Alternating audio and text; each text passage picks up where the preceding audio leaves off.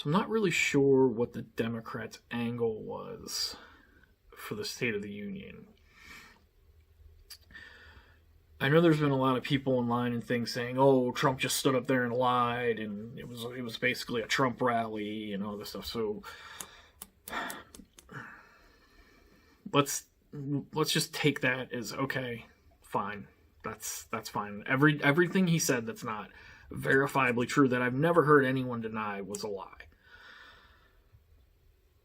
They sat and didn't even clap during lowest black unemployment on record. Nobody disputes that. Nobody. I've never seen anyone. I would love to see someone dispute it. Nobody disputes it. Basically, all of the jobs numbers that he talked about in the first half hour or so of the speech, or 20 minutes, whatever it was. The women in the workforce, Latino unemployment, young African American unemployment, all these stats. I've never heard anyone contest. I mean, there are stats that come out from government agencies that are, I mean, as far as anyone knows, bipartisan. I don't know. I haven't seen anyone show any kind of proof that there's some nefarious thing going on where they're making these stats up. So I'm not really sure the angle they were trying to play there. Especially because the casual viewer isn't going to go hunt these things down, so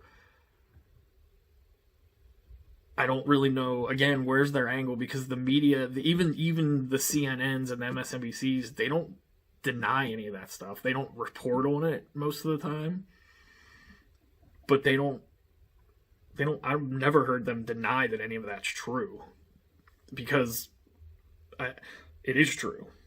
I mean, denying it's true would mean you'd have to have some kind of evidence to show why these numbers that are being quoted all the time with these record low unemployment rates are being faked or something.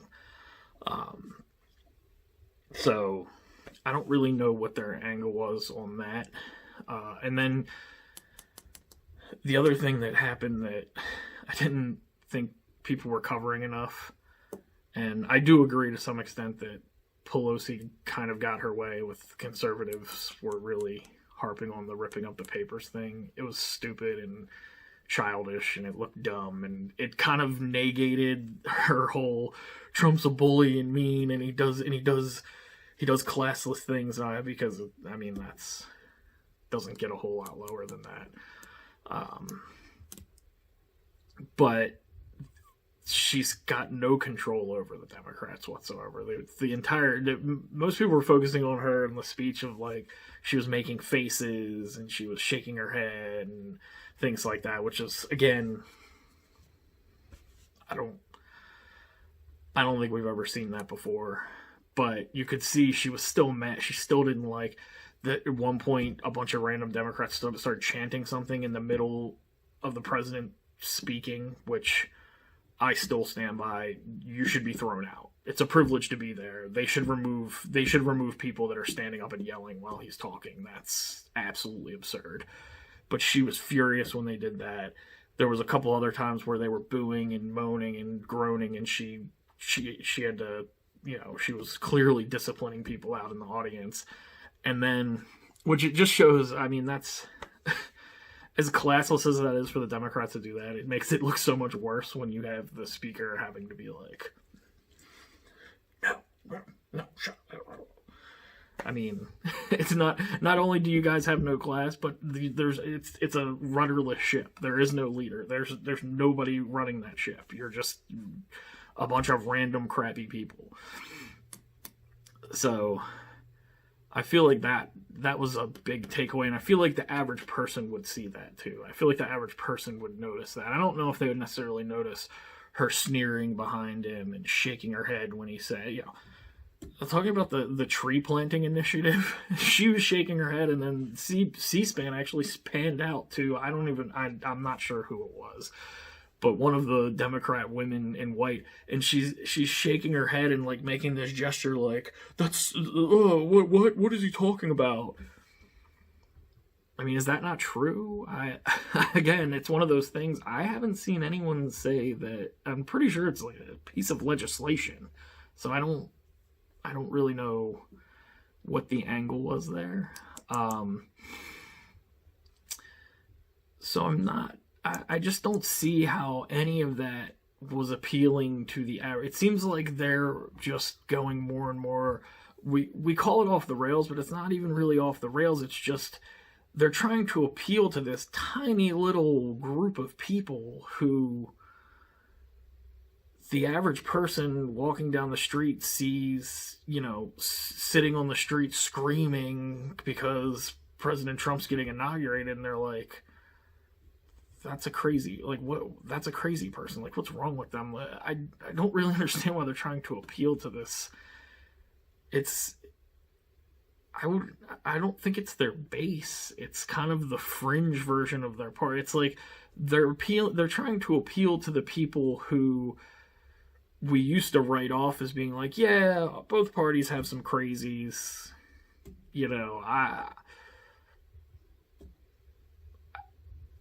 I don't even know what to say.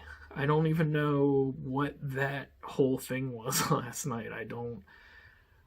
The stuff that they didn't clap for, the stuff they didn't stand up for, the booing while the president's talking. I completely understand when he's touting a Republican policy, not clapping and not standing. I completely understand, but we're talking about like not standing for a single mom and a little girl who wanted to have school choice and who got school choice. Wow.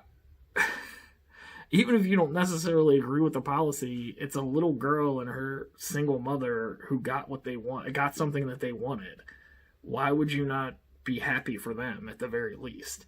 I mean, it wasn't even like not standing. It was just not even clapping at all. Just sitting there angry. Just very strange. And the other thing that I knew Michael Knowles would bring this up because he's very pro-life. President Trump completely demolished the anti-life. I'm not calling them pro-choice, they are anti-life. That is what it is. There's pro-life and anti. There's no pro-choice. It's pro-life and anti-life. Those are the two options. The anti-life argument of it's just a clump of cells, blah blah. He brought a mother and her daughter who was born at the time that Democrats say you should be allowed to kill the baby because it's not really a baby. She was born at that time when she supposedly wasn't really a baby, and she's still alive and healthy. And even healthy is kind of what is healthy. I mean, first of all, we could go, there's another path we could go down of healthy and not healthy, but even having your child alive should be argument enough. He asked that they come together and at least do away with late-term abortions, which means not only that baby that was born at 21 weeks, but way after that could still be killed.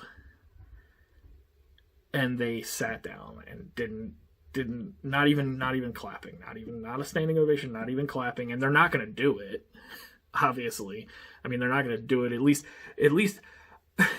The thing is, that's the other thing is really mind-boggling, is normally they're at least smart enough to play to the moderate audience. And then, again, they know people don't follow politics. A lot of people don't follow politics closely. So they can clap for that, but then not pass the policy. He's got them so off the rails that they won't even clap for things that they used to clap for just to look good, knowing full well that they weren't going to pass any legislation. So, my question is, moderates, centrists, all you people in the middle that consider yourselves to be middle-of-the-road people, how do you ever vote for any of these people ever again? I don't see how you vote for that party. I don't see it. I don't see anyone.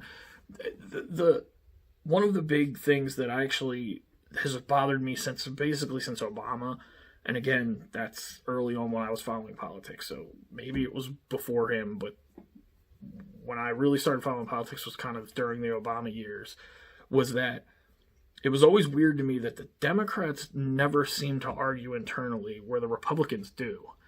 We have Republicans that other Republicans get in really fierce arguments about. I mean, conservatives argue with each other all the time. I do not see that with left-wing liberals. They do not argue. They kick you out. They kick people out. They try and destroy people until they get on their knees and apologize. But they never argue it, and that's always been weird to me. And I think that's something that people in the middle really need to take notice of. Is, you know, it's funny because I was told about, I did not see, but I was told about there was this Facebook back and forth between some friends on someone's Facebook, and they were very left-wing liberal and a conservative, and the liberal at one point accused the conservative of just blindly following Trump, and they don't really know. You know, this is very typical of the left. That, you know, you just blindly follow Trump. You don't actually pay attention to anything he does, and you don't care, and blah blah blah. And the person who was telling me the story, I told him, I was like, first of all, I was like, conservatives always lose that argument because they tend to be more rational people, and they just say, well, look, we, you know, exactly what I said earlier, we both have crazies that just blindly follow people, but that's not me. For whatever this reason or that reason, like, I'm not just blindly following this person. And the other thing too is, on the left, they can just turn on any major news network and basically get fed what they want to hear, where conservatives much more have to go out and kind of find the information. But it's just funny because the other side of that is, it's just more of them accusing us of what they actually are. Look at how they were with Obama. I mean, I told the person telling me that story, I was like, when the response was, you're just blindly following and all this stuff, my response just would have been Obama. Like, what else do I need to say? You talk about blindly following somebody. You talk about blind. I mean, nothing. I've asked people who I consider to be fairly moderate Democrats, and people who I feel like would, you know, are pretty intellectually honest when we have these conversations. Like, just tell me one bad thing Obama did, and they can't, because they watch the news outlets who never said anything bad about him. And I think a lot of Democrats genuinely believe he never did anything wrong, and this just gets back to that mentality of, they don't fight with each other. There's a line, and you toe that line. If you cross that line, you're out. There is no back and forth with the left wing. I mean, you see it with Pelosi. She didn't want to go through this impeachment nonsense with Trump, but she was losing control of the party, which is just hilarious. She went through with it because she lost control anyway. She still didn't have control. She didn't give her control back. She fell for the classic leftist move of, you appease them thinking that, oh, they'll bring me in after I appease them, and they're still just jumping up and screaming stuff at the State of the Union things, even though she's yelling at them, and she's clearly had her little gesture she was going to give them to tell them when they should stand and not stand, and that fell through about three moments in of standing and applauding. That they just started doing whatever they wanted to do. So, people in the middle, people that don't consider themselves to be radical left-wing people, I really hope that you, at the very least, look into at the very least, some of the voting records and things of some of these people that are running as moderates, because that's something that really burned people. Really burned the average voter, I think, with this, especially with the Congress. was there are a bunch of people that ran as moderates that they are not moderates at all.